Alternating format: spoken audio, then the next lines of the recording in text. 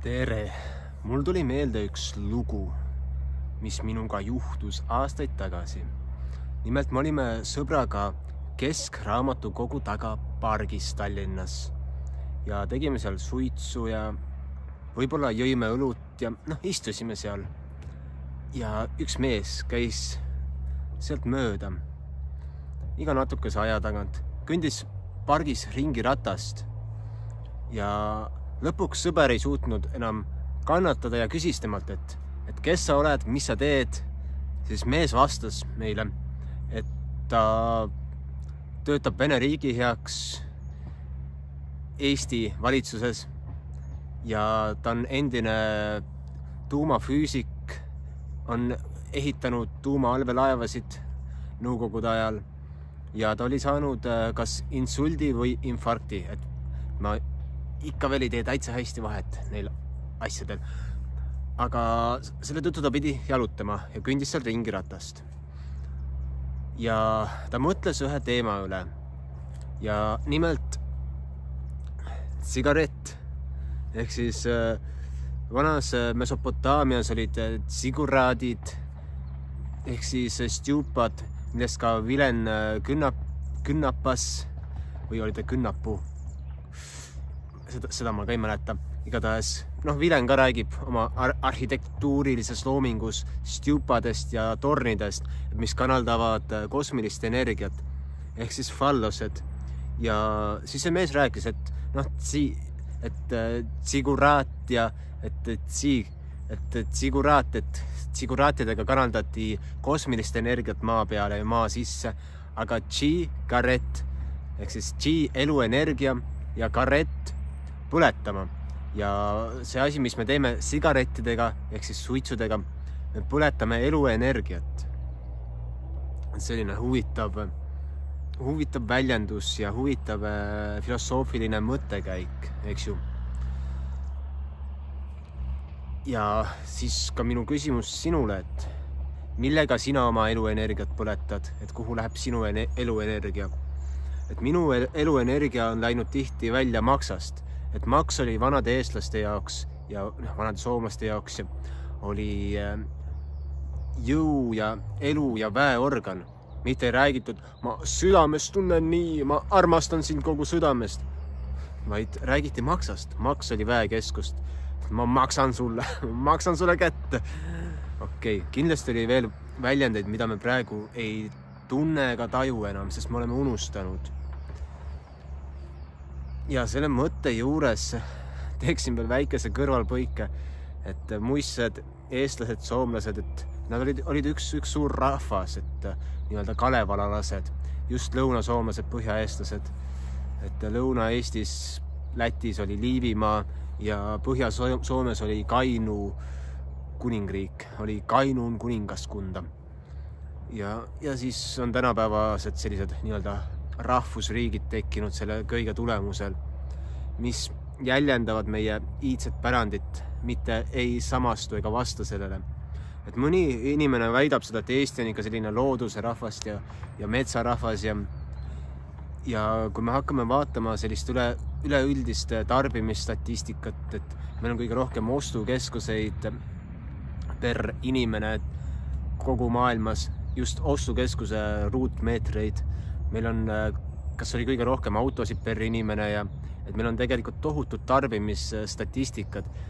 Et kas me oleme ikka nii metsarahvas, kui me ka toetame energeetiliselt sellist nii-öelda riiki, mis on lubatud hävitama meie loodusvarasid. Kuigi võiks öelda, et Peterburi puitmajad, need ehitati nende alutaguse ehk siis Narvast nüüd allapoole ja Narva ümbrusest tulnud puiduga. Ehk siis siin on varem olnud palju suuremaid lageraiaid ja palju suuremaid metsalisi tühimikke. Aga nii, see on ka eluenergia hoidmine ja see on üks osa meie kogu eluenergiast, mida me siin hoiame. Aga tegelikult ma tahaksin tulla sinuga sinna kohta, et kuidas me saame siis hakata eluenergiat koguma ja teda talletama. Et üks väga oluline töö, mida endaga teha, on just tundmine, emotsioonide ära tundmine ja enda väe tagasivõtmine. Et mis ma ühe video tegin, et ära vaata neid uudiseid, et ära tarbi meediat, et see võtabki energia ära, et ma just rääkisin naabrimehega juttu ja naabrimees oli nii mures, et loeb uudiseid ja rääkis mulle Putin ja Trump ja no, kes teab neid narratiive, et äkki ongi klounid kuskil eesotsas, võib-olla mitte. Et just mitte ära anda oma jõudu. Kui ma lähen Taani, taanlased on sellised uhked sirge seljaga, kartul suus ja väga kõva häälega, aga nad on väga uhked oma kultuuri ja pärandi üle. Et norrakad samamoodi, et sellepärast, et nad teavad, et nad on viikingid, et nad on viikingite järeltulijad. Aga miks meie ei tea seda?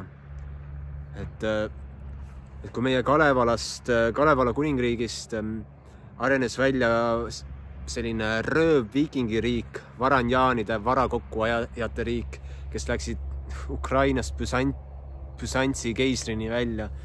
Eks tead, kuidas kutsuti Büsantsi keisri ihukaitsjaid varanjaanideks,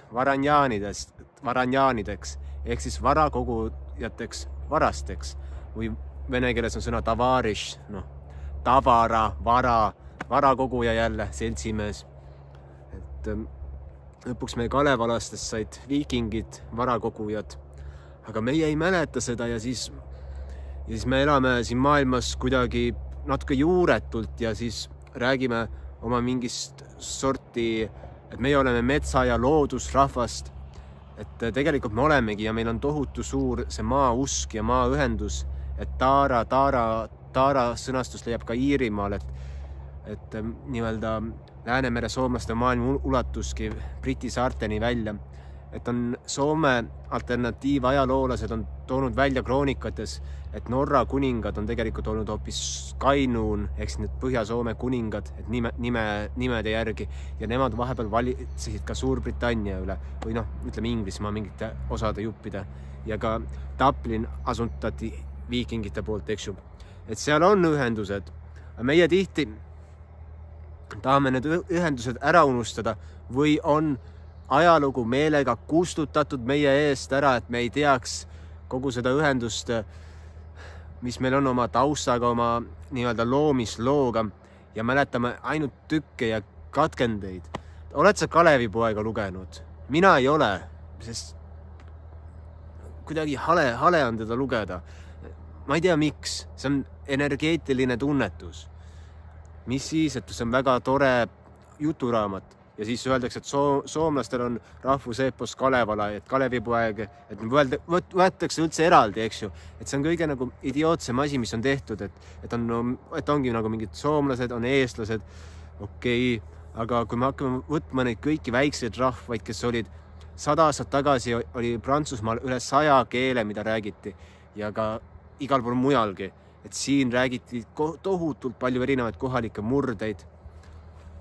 Aga rahvas oli nii-öelda omavahel ühises sellises kultuuriruumis, et meil oli nii-öelda Läänemere Soome kultuur, Kalevala kultuur, mis ulatus sinna Laadogani, Äänisjärveni, isegi kaugemale. Siin on praegune venepoolne Karjala, soomepoolne Karjala, Lõuna-Soomest kuni Kesk-Soomeni ja siis Eesti, Põhja-Eesti ja veel alasid, et see oli Kalevala kuningriik.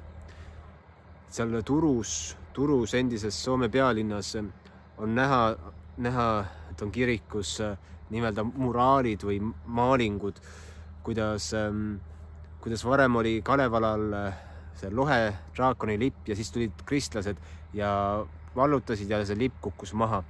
Selline lugu ja see on täitsa nagu reaalne lugu. Ja kui me teame seda Kalevite sugu, ehk siis Kalev tähendab jõudu, Kalevi kommivabrik, eks ju, järgmine jõu äravõtmise asi, eks ju, Kalev, ta annad šokolaadikomme lastele ja siis nende maks kärbab ja närbub. Kahjuks. Aga jah, et meil on tohutu võimas ja suur ajalugu ja tohutu võimas lugu, mis on kahjuks ära unustatud ja räägin näiteks vaatan otsa mingile eestlasele, et nagu, aga ma olen eestlane, ei, sa oled midagi rohkemat, sa oled rohkem. Nagu minagi ütlen enda kohta, et ma olen vetruss või kalevalalane. Kalevalalane on lihtsalt väga kohmakas asi, mida öelda, siis ma ütlen vetruss. Ehk siis veedaruss. Ehk siis minus on veedaliku kultuuri mälu olemas ja ma olen russ, ehk siis Läänemere soomlane, ehk siis russide kultuur, Läänemere soomlaste kultuur. Ehk siis saad aru, et kui ma vaatan näiteks mingit seda nii-öelda nimetust Venemaa, et venelased, siis ma vaatan hoopis, et need, kes jäävad uurelites siia poole, et nemad on kõik ju russid, et nemad on need samad Läänemere soomlased ja nemad on selle sama kultuuriruumi osad. Kuigi paljud on ära unustanud selle, kes nad on ja mis nad on ja nii-öelda ühenduvad teatud rahvusriikidega, eks ju, nagu Eestis inimesed ühenduvad Eesti rahvusriigiga. Aga kas teadsid, et 100 aastat tagasi, 110 aastat tagasi arutati sellise riigi loomist, nagu oleks olnud kas mingi Jugo-Finlandia või nagu Jugoslaavia, eks ju, suur Slaavimaa, et kuhu oleks tulnud nii-öelda Läänemere soomlased, kõiksugused, ingerlased, vadjalased, laplased, võrolased, liivlased, kes olid veel alles ja oleks tehtud marid ja oleks tehtud selline suur riik ja seda hakati juba looma, aga siis tulid nii-öelda mingisugused aatelised ja teatud nii-öelda põhjused vahele ja jäeti loomata selline riik.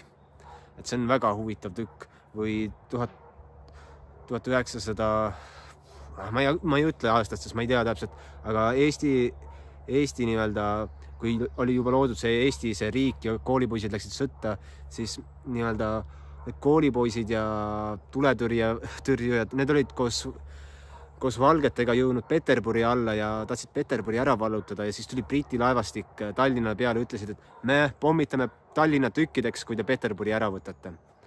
Ja kui Peterburi oleks ära vallutatud, oleks jäänud punane terror toimumata ja nii edasi. Et kui ma vaatan ajalugu ja vaatan ka praegused konfliktis, ma vaatan, et see on kõik üks suur orkestreeritud mäng, kus mängitakse inimelude, raha ja võimuga. Ehk siis võim on see põhiline asi. Kas või see Ukraina konflikt, mis algas 11 aastat tagasi või millal see täpselt hakkas? Ma mõtlen, et ma ei ole hea ajalooliste aastaarvudega. Ma olen jube kehv nendega. Aga siis, kohe kui see hakkas, kui tehti see Maidan ja riigipööre, ma vaatasin midagi valesti, et keegi rahastab seda ja keegi saab selle eest ilgelt pappi. Sa ei tee mingit vägivaldseid riigipöördeid, lihtsalt sellepärast rahvas tahab vabadust. Rahvas ei taha mitte kunagi vabadust, kui neil ei ole seda ette söödetud läbi populistlik kusagilt rahastatud meediakanalite. Väga lihtne. Samamoodi Iraani revolutsioon kunagi, mis tehti, et see kusagilt rahastati ja selline liberalistlik Iraan muutus järsku hästi nii-öelda mõnes mõttes kinniseks ühiskonnaks. Need kõik asjad toimuvad kellegi rahastuse ja kellegi tahtmise pärast, et kas arendada välja, ma ei tea, uusi relvasid, jaotada võimustruktuurid ümber siin maailmas. Et sama asi, et lugesin ühte artiklit, mis ta nimi nüüd on, Steven Albern või et oli postitanud, et Soome president Stub sai kokku Rambiga või Trumbiga ja arutasid selle põhjapooluse jagamist, et Venemaa, USA, Soome teeb ka koostööd, saadab oma jäämurdjaid sinna põhjalasse, et hakkavad seal midagi välja võtma. Ja mul on tunne, et see viib sellise maavälise tsivilisatsiooni avastusretkeli. Ma olen näinud päris mitmed kaadrid, kus inimesed ütlevadki, et põhjapoolusel asuvad mingid püramiidid, siis magavad mingid tulnukolaevad, et neid on päris palju erinevaid. Ja nüüd hakatakse seda asja lahti pakkima ja meie ette tooma, et põhjapoolus oli ka kunagi nii-öelda osa tsivilisatsioonist ja seal toimus täielik elu. Et millal ta siis lõppes, kas mingi 10 000 aastat tagasi või nende jääaegadega. Et see on suur tõenäosus.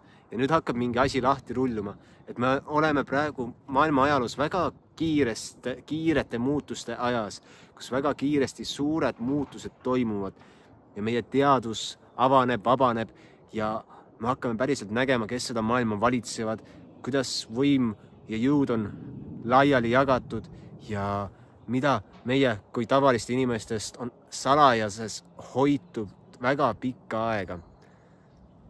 Et see, kui ma räägin teile lihtsalt sellist nii-öelda vetrusside ajalugu, siis teine osa on jällegi see kosmiline ajalugu ja kõik need tsivilisatsioonid, kes siin on eksisteerinud ja et siis see lähebki täitsa ulmeliseks. Aga miks vetrusside mälestus on oluline? Sest nad olid ühenduses loodusega, nad olidki loodusrahvas. Lõid aedasid, lõid kauneid põliskodusid, külasid ja elasid nii-öelda ühisel võnkesagedusel elava energiaga. Et paljud meist praegu elavad sellise absoluutse elava energiaga üheskoos. Loomulikult kõik on loodus, kõik tehiskeskkond on loodus, sest ta on loodud kellegi poolt, ta on looduse osa. Aga kui palju sa tead terveid inimesi? Ma vist ei tea mitte ühtegi täiesti tervet inimest, kes oleks täiesti terve. Ja siis mis sa võtad tervise all, et ei ole haiguseid? Okei, aga mingid väiksed mured, et ma ei tea, kuskilt valutab või mingi hammas natuke laguneb või kõik see on tervise osa. Et inimene, kes on elava väljaga täiesti ühenduses, tema keha taastub, et surematus on ka normaalne asi, aga meie oleme harjunud oma mõtetega seda mitte teadma.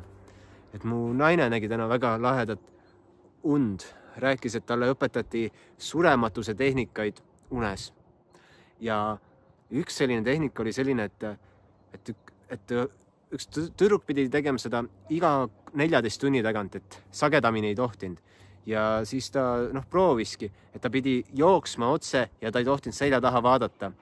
Ja siis, kui ta jooksis, samal ajal käis suur plahvatus ja siis iga kord ta vaatas selja taha ja siis suri nii-öelda piltlikult ära. Ja siis ta ärkas uuesti ellu ja pidi jälle tegema seda harjutust.